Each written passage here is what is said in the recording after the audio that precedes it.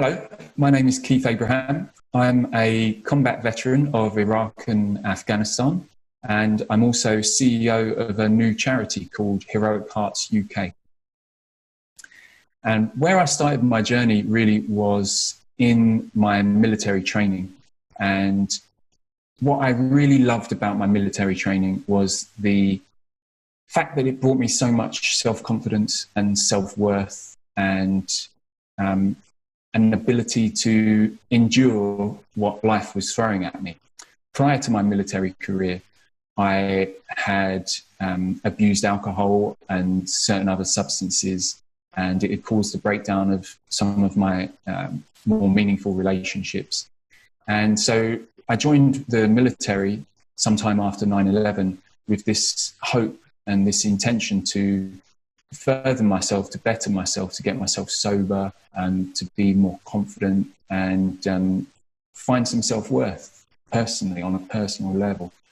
And so joining the parachute regiment is quite an elite unit. It's a combat unit, so there's no, you don't come out of it with any qualifications. There's no engineering, there's no real skill set other than combat.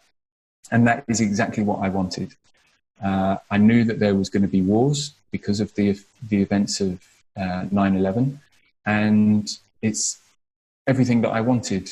And so when I signed up at the military careers office, I made sure that I would be sent to a unit that would be doing most of the fighting, and I got my wish.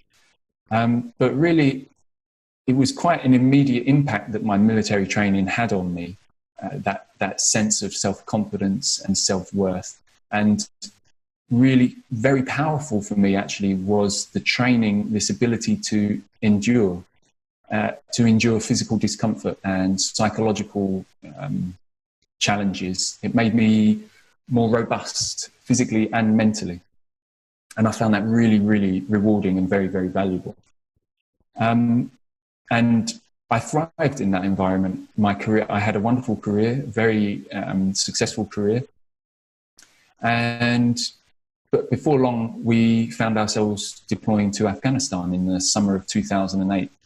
And that summer was a particularly intense season of fighting out there in Afghanistan.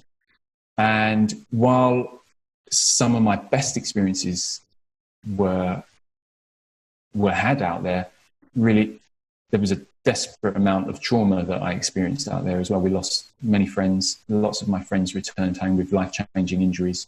I was very fortunate enough to come back with no physical injuries, but I definitely had some psychological scars to deal with. And that became quite quickly apparent even towards the end of that tour. While I was still in Afghanistan, I kind of began to realize that what I'd experienced wasn't normal. And it probably wasn't conducive to health and well-being. And despite all of the other skill sets in my military career that I had learned, I was quite aware that I didn't have a skill that was going to help me process what I had experienced. I'd been taught to endure, and that can get you a long way. Endurance can be a very powerful skill, but it's also quite limited. And with regards to psychological and emotional well-being, endurance is quite a limited skill. And that's where I was struggling with my emotions and with my mind. And the more that I tried to just endure what I had experienced and the consequences of that in my mind, the more I tried to endure that, the more I found myself kind of falling apart, spiraling out of control. And I found it very difficult. I didn't have the skill set required to help myself. And that was very, very frustrating. And so I found myself depressed, and I found myself anxious, almost to the point of paralysis at times. And I was never diagnosed with it, and I certainly never sought any diagnosis of it. But perhaps reflecting on it now, I could perhaps label it as PTSD. But either way, it's not really important. I can certainly say that I was anxious, I know that much, and I was definitely depressed. And I couldn't find a way out because my ability to endure wasn't helping. It wasn't healing me of my anxiety and depression. And so while I was still in the military, I reached out for help from the medical unit. And very typical, really, even in the military, but also in civilian life, I had a very typical experience is that the doctor in front of me gave me two options. One was counseling, talking therapies, and the other was pharmaceuticals, antidepressants, anti-anxiety tablets. And I tried both because obviously I needed the help, and I assumed they would be helpful. My experiences with talking therapies while I was in the military were difficult because a lot of talking therapy, the power of talking therapy is actually in the relationship between myself as the client and the therapist. And if you don't really have that relationship or that kind of understanding, it doesn't matter how talented or skillful the therapist is, the lack of an emotional connection negates any of that skill, I found in my personal experience. And so I left, I tried 3 different therapists while I was still in the military. And I found that while I was taking pharmaceuticals, I found that they numbed me. I didn't feel anxious and I didn't feel depressed, but I also didn't feel anything else. And that to me wasn't any sort of real living at all. While my anxiety and my depression was certainly very bad, almost paralyzing, I kind of almost preferred to feel that than to feel nothing. And so the pharmaceuticals didn't work and I stopped those. I found that they more masked the pain. They kept the pain from me than actually healing my trauma. And that, again, I knew that it wasn't healing me. I understood that it was being masked. And as soon as I took away that blinker that was keeping me from my suffering, I knew that it was there waiting for me when that time arose. So I quickly understood that I wasn't being healed. It was kind of a management tool, and it was one that I didn't really like or enjoy or see any value in, really. It felt more like poison to me. And so I came off pharmaceuticals and I stopped my talking therapies. And then I came to the decision that it was probably time to leave the military. I loved my career. The time in the parachute regiment is very dear to me, but it was an environment that was no longer conducive to my well-being. And my well-being was coming to the fore as one of my main priorities, whereas it hadn't been before. And so I left the military, and I was very, very fortunate enough to walk into a job in JP Morgan, which is an investment bank in London, in Canary Wharf. And I was thrilled because it was part of the terror of leaving the military is the uncertainty of maybe not having a job, or maybe finding a job that isn't actually enough to pay for all of the bills that as a new civilian you don't really fully comprehend, because the military keeps you from having to face some of those responsibilities. But I had a well-paid job and an interesting job, and some of the people that I was working with were members of my former military unit. So I had an environment that was semi-recognizable and in a way supportive, in a way. The problem is that investment banking is actually a very, very intense working environment. I thought that a military environment was an intense environment, and it is an intense environment. I thought I was going to get some sort of relief, some space. And really, I didn't find that space. It was very demanding of me and of my time and of my energy, of my intellect, of all aspects of my life. It was demanding. And so therefore, it wasn't conducive to my well-being. And so I still continued to spiral downwards, and it was beginning to feel like I was further falling apart. I was trying to manage it with an expensive suit and a cool job and a new phone, and it wasn't really working. The cracks were appearing, even though I was papering over them with all sorts of other things. And so I thought I'd give talking therapies another go. This time on the NHS. And very fortunately, I was introduced to a lady who I absolutely connected with. And we spent, I think we get 12 weeks together on the NHS, I think people get. And it was a great blessing, those 12 weeks. She did a wonderful job. However, it's still limited. Talking therapies is still limited because she educated me in the workings of my own psychology, which is incredibly valuable because I was ignorant to any of it beforehand. So I received an education on the behavior of my mind and my psychology. That was wonderful.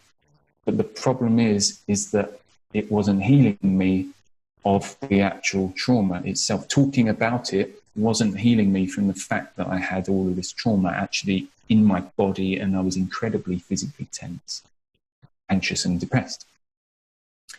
And I gave pharmaceuticals one more shot, but the experience was exactly the same as before. So nearly immediately I came back off of them. And still to this day, I'm not a big supporter of pharmaceuticals, even though for some people I understand that they are vital to their well-being. Fully understand that. But for myself, and I believe for a lot of people, I think it's a fairly typical reaction that these pharmaceuticals aren't necessarily the most healthy thing for us to use as a healing tool. I think that's I don't think I'm alone in that experience. And so I was kind of at a loss at this point.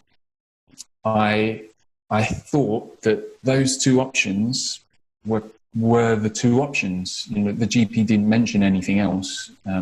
Of course, now we know that there are lots of things that we can do to try and manage our mental ill health.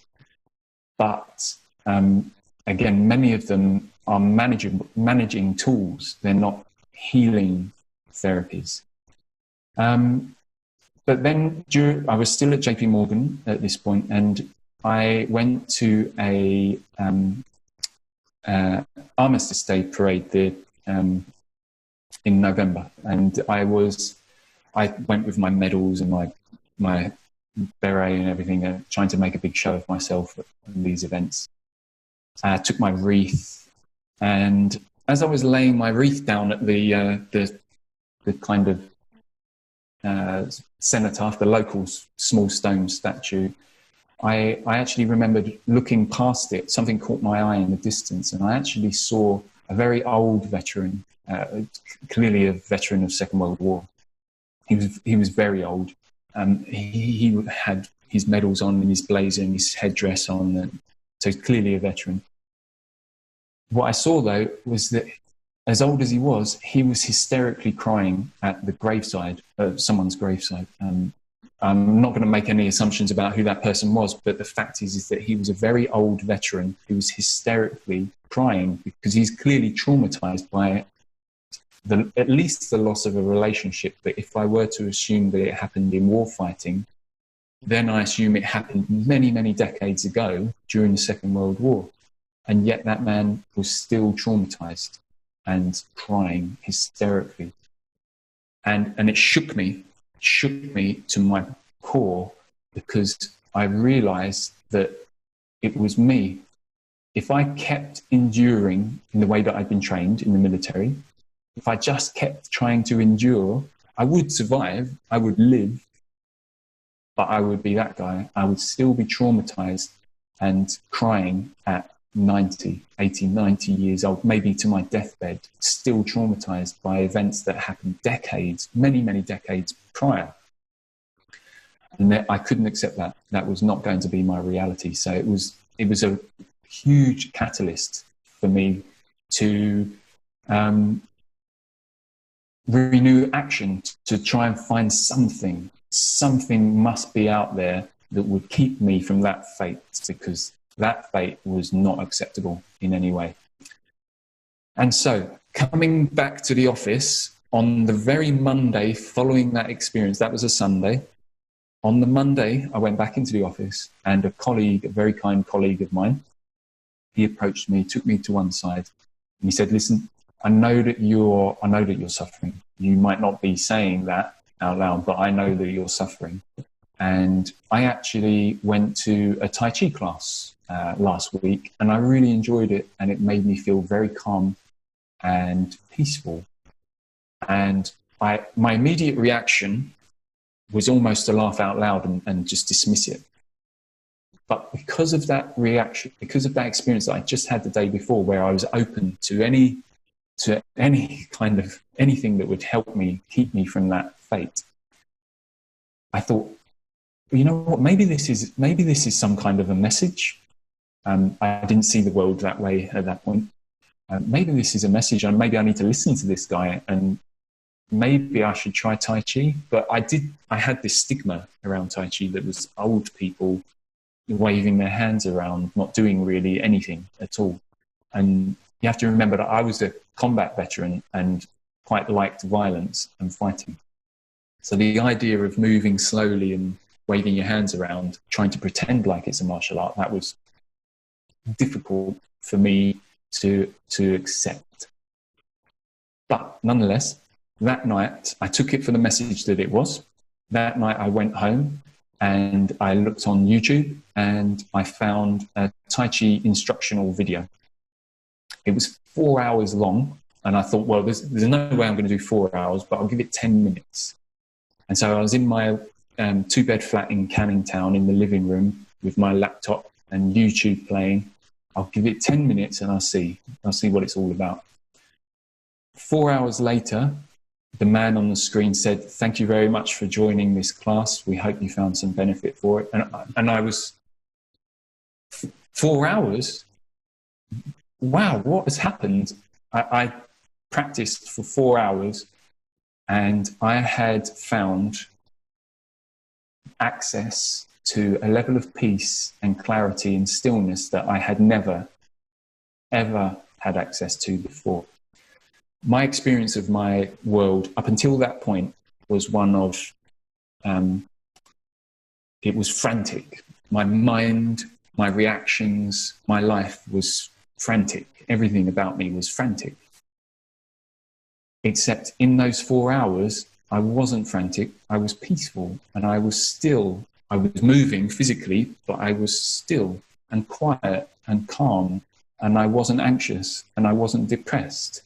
And I thought, I found something very special here. And so the next day I went back into the office. I thanked my colleague heartily.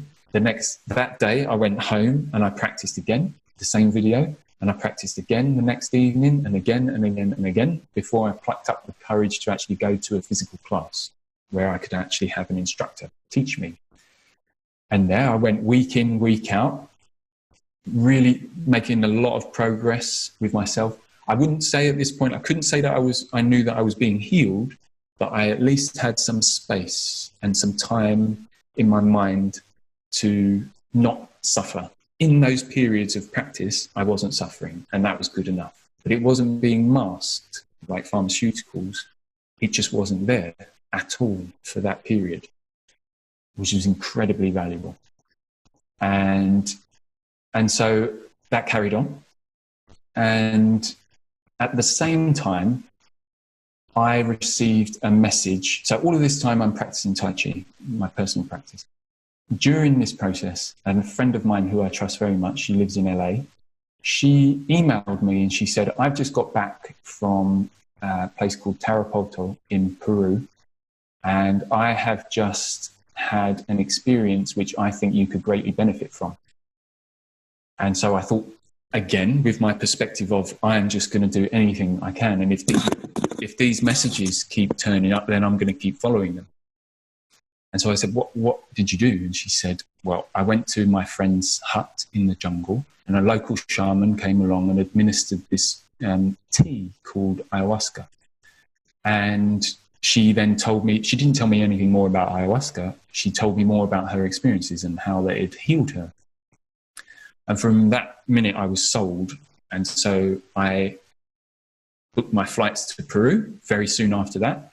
I asked her to put me in contact with the people that had the little hut in the jungle, and they very kindly welcomed me when I arrived. We got in a car, drove for an hour, jumped in a boat, went down the river for an hour, got into the jungle, hiked into the jungle for another hour. And then they delivered me to this tiny little hut with no walls, just a roof on stilts, no running water, no electricity. It was beside a big river, lots of fruit trees all around it. And they said, okay, great, see you, enjoy. And so I went to sleep, and the next day the local shaman came up to visit me, and he waited until evening, and he had prepared this tea, this ayahuasca, which is a plant medicine that has psychoactive properties in it.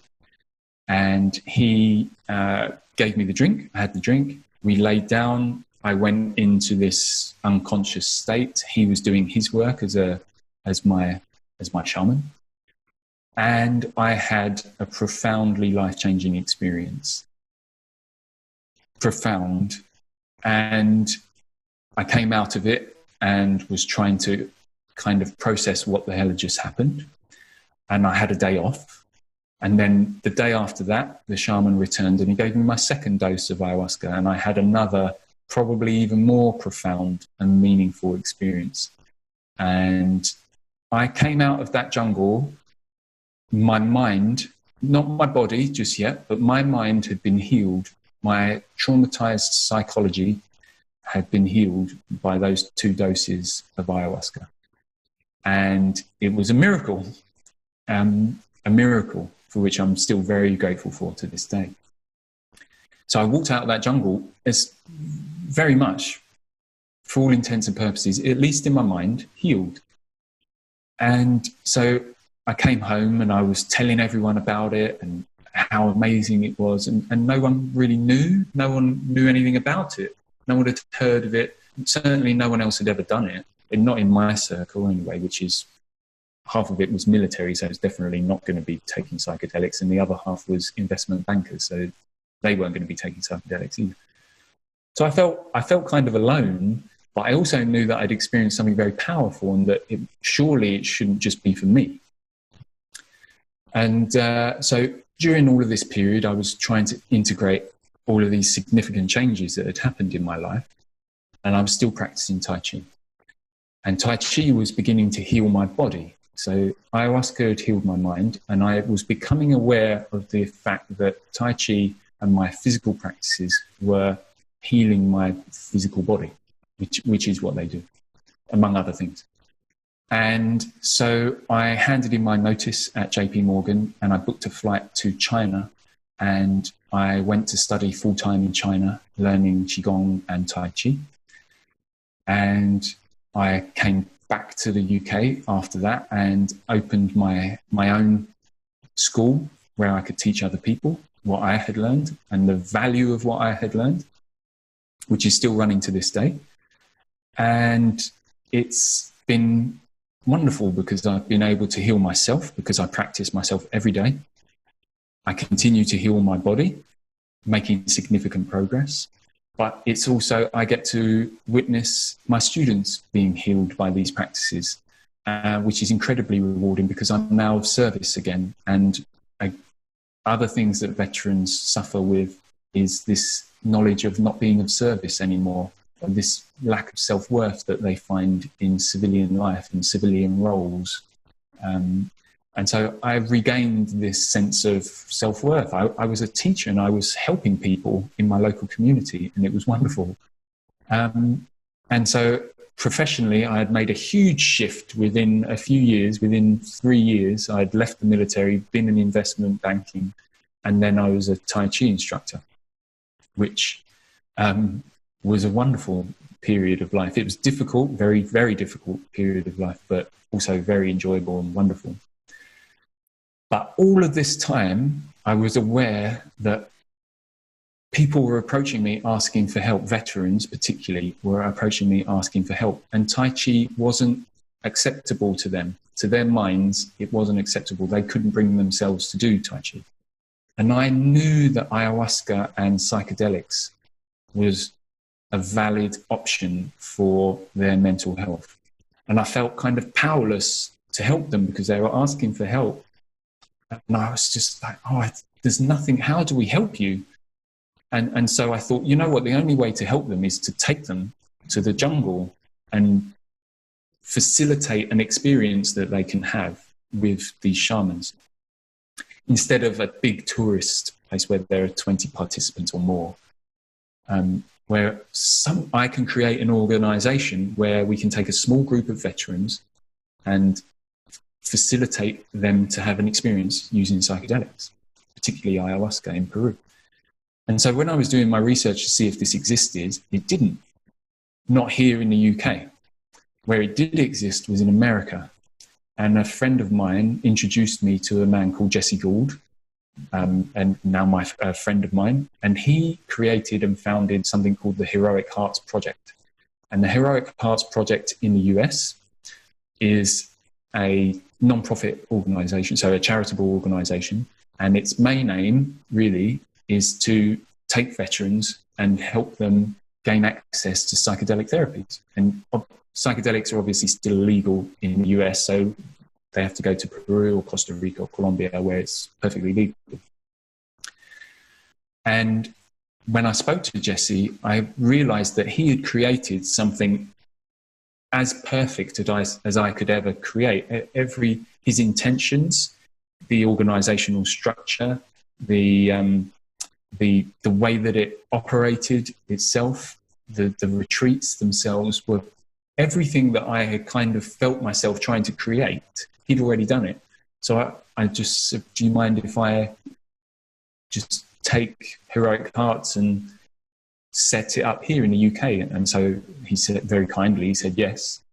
And so now I find myself as the CEO of Heroic Hearts UK, which for people in the UK, we are slightly different from the US because I have opened the charity up to not just military veterans, but it's also open to emergency services veterans.